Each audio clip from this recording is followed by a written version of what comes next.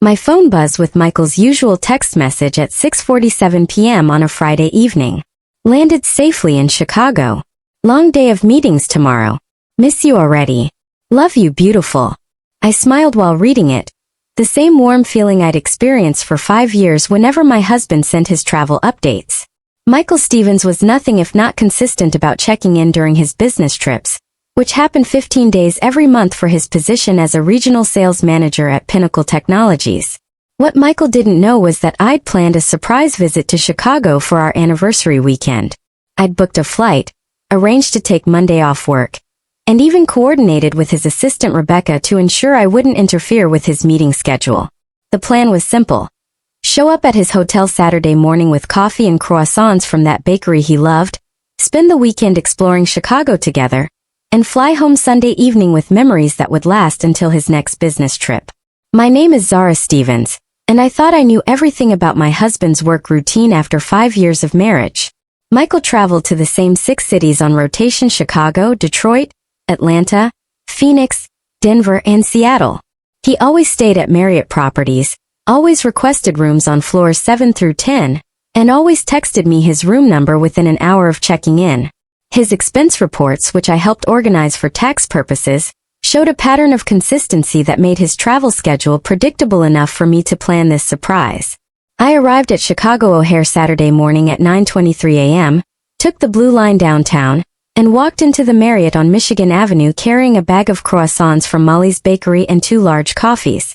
The lobby was bustling with weekend guests, business travelers, and wedding parties. I approached the front desk with the confidence of someone who belonged there. "Good morning," I told the clerk, a young woman with a friendly smile.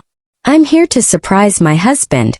Could you tell me what room Michael Stevens is in? He checked in yesterday evening." She typed into her computer for several seconds, then frowned slightly. "I'm sorry, I don't show a Michael Stevens registered with us currently. Could he be under a different name?" Different name? Michael had been staying at Marriott properties for years. I pulled out my phone to show her his text message from the night before. He definitely said he was staying here. Maybe there's a system error. She checked again, this time more thoroughly. "I've searched all variations of Michael Stevens, Mike Stevens. No one by that name has checked in this week. Are you certain about the hotel?" I was certain about everything. Michael's expense reports clearly showed charges from this exact Marriott location every month for the past 2 years. "Could you check James Walker?" I asked, remembering a name I'd seen on some mail that had been delivered to our house by mistake months earlier. The clerk's expression changed immediately. "Oh yes, Mr. James Walker is in room 847. He's one of our regular guests. But I can't give you his room number unless you're on the approved list." James Walker. My husband's name was Michael Stevens, but someone named James Walker was staying in this hotel, using what appeared to be Michael's routine travel schedule. "There must be some confusion," I said carefully. "Could you describe Mr. Walker? I might be thinking of the wrong person." "I really can't share guest information," she replied, but then added quietly, "though he's about your age, dark hair, very professional. Stays with us regularly for business." Dark hair, professional, regular guest. That described Michael perfectly. Except Michael's name wasn't James Walker. I thanked the clerk and walked to the hotel bar, my mind racing through possibilities.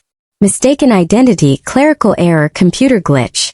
But Michael's expense report specifically listed this Marriott, and his credit card statements showed charges from this location.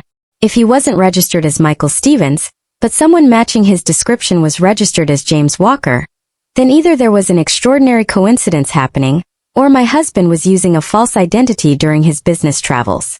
I ordered coffee and positioned myself where I could see the elevator bank. If Michael was here under a different name, he'd eventually appear in the lobby.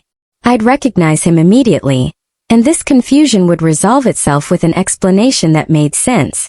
At 11:42 a.m., the elevator doors opened and Michael stepped out. Except it wasn't exactly the Michael I knew. This version wore a charcoal gray suit I'd never seen before, carried a leather briefcase that looked expensive and unfamiliar, and moved with a confidence that seemed amplified compared to his usual demeanor. He walked directly to the front desk, spoke briefly with a different clerk, then headed toward the hotel restaurant. I followed at a distance, staying behind columns and other guests to avoid being seen. Michael sat at a corner table and opened what appeared to be a portfolio of documents. Within minutes, a woman approached his table.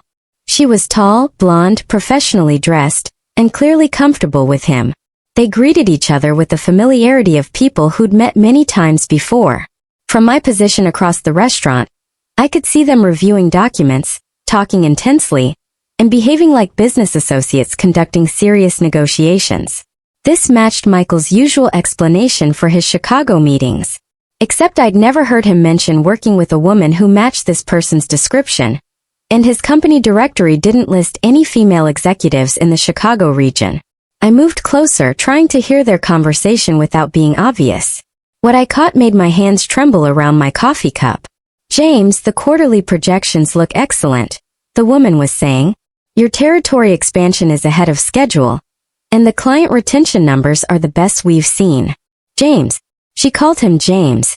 "Thanks, Patricia," Michael replied, his voice carrying an accent I'd never heard before. Slightly more refined, with different vocal patterns than the man who told me about his day every evening at home. "The Denver and Seattle markets are responding well to our approach. I think we can accelerate the timeline." Denver and Seattle, cities Michael traveled to for Pinnacle Technologies. But he was discussing them as if he worked directly in those markets, not as a visiting sales representative.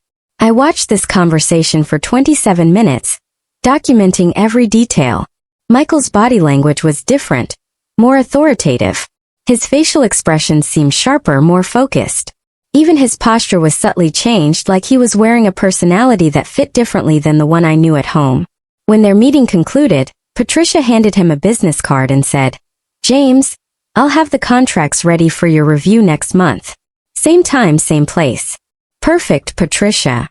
Denver next week, then Seattle the week after. I'll email you the finalized territory assignments." They parted with a professional handshake, and Michael returned to the elevator. I waited 3 minutes, then approached Patricia's table. She was reviewing notes and finishing her coffee. "Excuse me," I said, sitting down across from her. "I'm sorry to interrupt, but I think I know your colleague James Walker. Could you tell me what company he works for?" Patricia looked puzzled. "James works for Morrison Consulting Group. He's our Western Territory manager. Has for about 3 years now. Do you know James professionally?" Morrison Consulting Group. I'd never heard Michael mention that company. His business cards, expense reports, and paychecks all came from Pinnacle Technologies. "I might be thinking of someone else," I said carefully. "What kind of work does Morrison Consulting Group do?" "Corporate restructuring primarily. We help companies optimize their operations during mergers and acquisitions." James specializes in market analysis for technology sector consolidations. Corporate restructuring, market analysis, technology sector consolidations. Michael had never mentioned any of these activities. His job at Pinnacle Technologies involved selling software solutions to manufacturing companies. I thanked Patricia and walked back to the hotel lobby, my mind struggling to process what I'd witnessed. My husband was in Chicago using the name James Walker, conducting business for a company called Morrison Consulting Group, doing work that had nothing to do with his supposed job at Pinnacle Technologies. He was using a different accent, different body language, and discussing projects I'd never heard him mention. Either Michael Stevens was living a double life, or James Walker was an entirely different person who happened to look exactly like my husband and travel to the same cities on the same schedule. I needed to see his room. I needed to understand what was happening. The hotel gift shop sold flowers and anniversary cards. I purchased both, then returned to the front desk with a different story for a different clerk. "Hi, I'm trying to surprise my husband for our anniversary," I told the new clerk, showing her the flowers. "He's in room 847, James Walker. Could you help me get these delivered to his room?" "Of course. Mr. Walker is such a nice guest. Would you like to take them up yourself, or should housekeeping deliver them?" "I'll take them up myself, thank you." She handed me a key card. "Just knock first in case he's on a business call. He's usually very busy during his stays." Room 847 was on the 8th floor, exactly where Michael always requested his rooms. I stood outside the door for several minutes, listening for voices or movement inside. Hearing nothing, I used the keycard and entered quietly. The room looked like Michael's usual hotel setup, except everything was slightly wrong. His laptop was open on the desk, but it displayed email accounts and documents I'd never seen. His clothes were hung in the closet with more precision than his usual travel habits. The bathroom contained toiletries and brands Michael didn't use at home. I photographed everything. The laptop screen showing Morrison Consulting Group emails, business cards on the nightstand listing James Walker as Western Territory Manager, and a leather portfolio containing client files for companies I'd never heard Michael discuss. Most disturbing was the wallet on the dresser. It contained a driver's license for James Walker with Michael's photograph, credit cards in the name of James Walker, and a Morrison Consulting Group employee ID badge. The driver's license showed the same birth date as Michael, but listed an address in Phoenix, Arizona. We lived in Portland, Oregon, and Michael had never mentioned any connection to Phoenix. I was photographing the wallet contents when I heard a keycard in the door. Michael was returning to his room. I moved quickly to the bathroom and closed the door most of the way, leaving a small gap to see through. Michael entered the room talking on his phone, using the same refined accent I'd heard in the restaurant. "Patricia, the meeting exceeded expectations," he was saying. "The client is ready to proceed with full integration. I'll have the implementation timeline ready by Tuesday." He walked to his laptop and began typing while continuing the conversation. From my position, I could see him reviewing documents labeled Morrison Consulting Group and Territory Expansion Project. "Denver will be the test market," he continued. "If the numbers match our projections, we'll accelerate the Seattle rollout." This was impossible. Michael worked for Pinnacle Technologies selling software to manufacturing companies. He didn't have clients interested in integration timelines or territory expansion projects. Morrison Consulting Group wasn't his employer. Michael ended his call and began changing clothes. Instead of his usual casual travel attire, he put on jeans and a polo shirt that looked expensive and unfamiliar. He checked his reflection in the mirror, adjusted his hair slightly, and grabbed a different wallet from his laptop bag.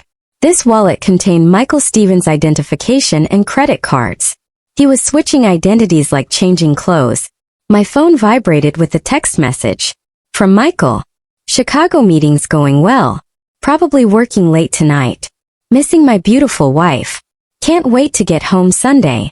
I was watching him send this message while standing 8 feet away from him, hiding in his hotel bathroom, after spending the day watching him conduct business as James Walker for Morrison Consulting Group. Michael left the room at 6:23 p.m., and I waited until I heard the elevator before emerging from the bathroom. I spent 30 more minutes documenting everything.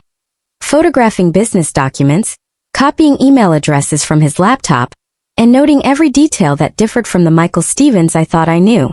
The most shocking discovery was a second phone, hidden in his laptop bag. When I turned it on, it contained contact lists, text message histories, and email accounts entirely separate from the phone he used at home. James Walker's phone showed a completely different social network, work relationships, and communication patterns. One text conversation caught my attention. "James, looking forward to seeing you in Denver next week. Same hotel. Unknown number. Definitely. Tuesday through Thursday as planned. Can't wait to continue where we left off. James Walker. Love you. Unknown number. Love you too." James Walker was in a romantic relationship with someone in Denver. Michael Stevens was married to me. I left Chicago Sunday morning without confronting Michael. I needed to understand the scope of what I discovered before deciding how to handle it. Back home in Portland, I began researching Morrison Consulting Group. The company was legitimate, headquartered in Phoenix, with offices in 6 western cities including Denver and Seattle. Their website listed James Walker as Western Territory Manager, with a professional photograph that was definitely my husband Michael. I called Morrison Consulting Group and asked to speak with James Walker. "I'm sorry, Mr. Walker is traveling this week," the receptionist said. "He'll be in our Seattle office Thursday and Friday. May I take a message?" Seattle. Michael's travel itinerary for the following week included Thursday and Friday in Seattle for Pinnacle Technologies meetings. I booked a flight to Seattle. The pattern repeated exactly. Michael checked into the Seattle Marriott as James Walker, conducted business meetings with Morrison Consulting Group clients, and maintained the same refined personality I'd observed in Chicago. But this time, I was prepared with better surveillance equipment and a clearer understanding of what I was documenting. I followed James Walker to a restaurant Thursday evening, where he met the woman who'd been texting him. She was brunette, professional, and clearly in a romantic relationship with him. They held hands across the table, kissed when she arrived, and behaved like a couple who'd been together for years. I recorded their conversation from a nearby table. "How was Denver last week?" she asked. "Successful. The client restructuring went smoothly, and we're ahead of schedule for Q3 targets." "And Portland?" she asked with a slightly different tone. "Portland is complicated, but manageable. Michael's life doesn't interfere with James's work." Michael's life. He was referring to his existence with me as a separate life that belonged to a different identity. "When will you be able to transition fully to James?" she asked. "Soon. Maybe 6 more months. The Portland situation requires careful handling, but it's temporary." The Portland situation. Our marriage was a situation that needed careful handling. I documented their entire evening together. Dinner walking hand in hand through downtown Seattle, returning to his hotel where she clearly spent the night. James Walker was maintaining a long-term relationship with this woman, while Michael Stevens was married to me. The investigation expanded from there. Over the following month, I hired a private investigator named Derek Chun who specialized in identity fraud cases. What we discovered was a systematic double life that had been carefully constructed over several years. Michael Stevens worked for Pinnacle Technologies exactly as he'd always claimed. His paychecks, benefits, and employment history were legitimate. But James Walker was equally legitimate. Morrison Consulting Group had hired him 3 years ago, and his work performance was exemplary. He maintained 2 completely separate professional identities, with different skill sets, social networks, and career trajectories. The financial investigation revealed sophisticated planning. Michael had been funneling money between accounts tied to both identities, using James Walker's income to fund a lifestyle that Michael Stevens couldn't afford. The expensive clothes, upgraded travel, and luxury purchases I'd noticed over the past year weren't funded by his Pinnacle Technologies salary. More shocking was the discovery that James Walker had been planning to disappear Michael Stevens entirely. Bank records showed systematic transfers of our joint savings into accounts accessible only by James Walker. Real estate searches indicated he'd been shopping for property in Phoenix under his James Walker identity. The woman in Seattle, whose name was Amanda Foster, believed she was in a relationship with James Walker, a successful consultant who'd been divorced for 2 years. She had no idea that James Walker was actually Michael Stevens, who was married to someone else. Derek's investigation also revealed that this wasn't Michael's first identity deception. Before our marriage, he'd maintained a similar double life using different names in different cities. There were at least 3 other women who'd been in relationships with various versions of Michael, all of whom believed they were dating single, successful men with different professional backgrounds. "Your husband is what we call a serial identity fraudster," Derek explained during our final meeting.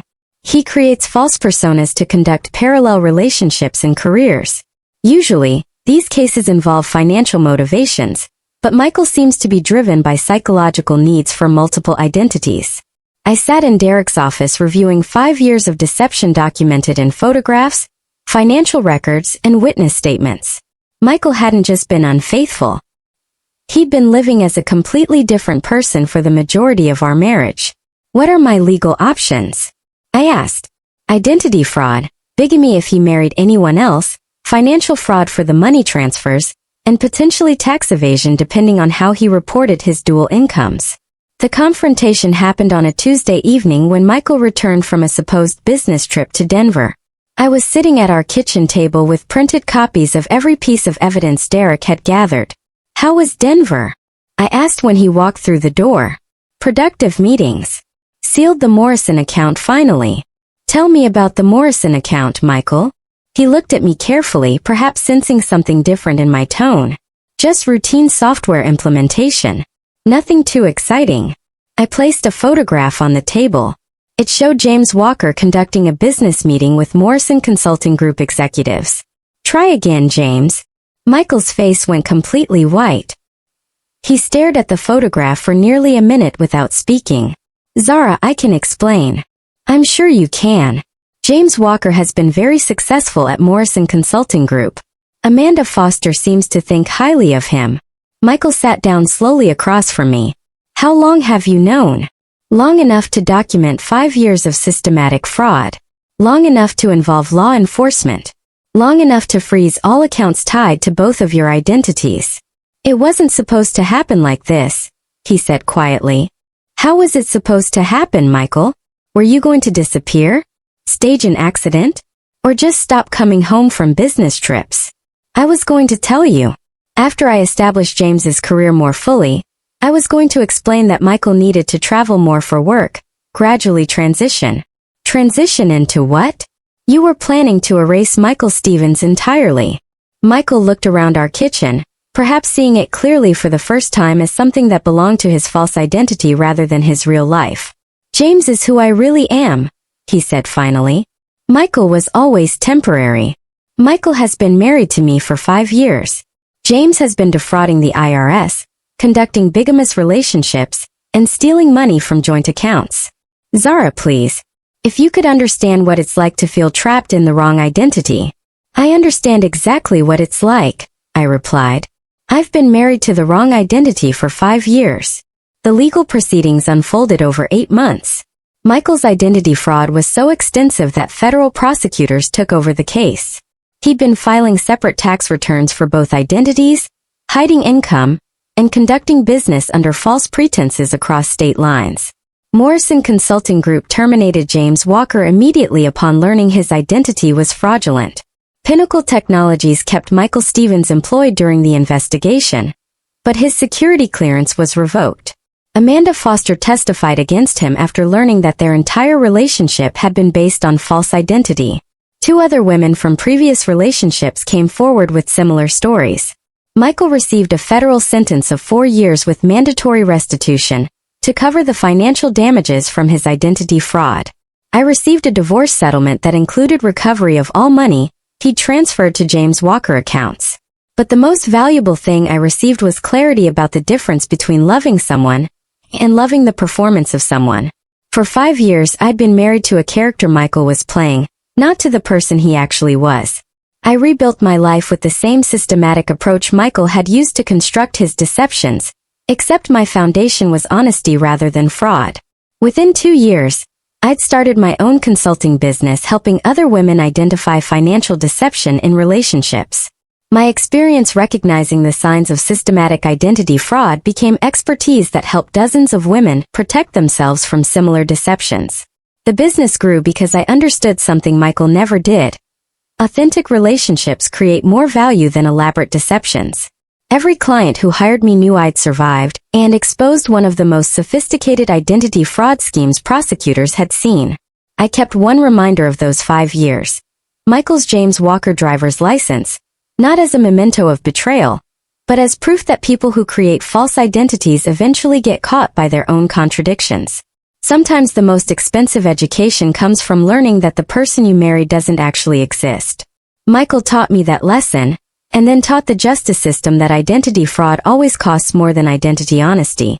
If this story resonates with you, maybe it's time to trust those moments when something about your partner doesn't quite add up. Subscribe if you believe that authentic relationships, however imperfect, are always worth more than perfect performances.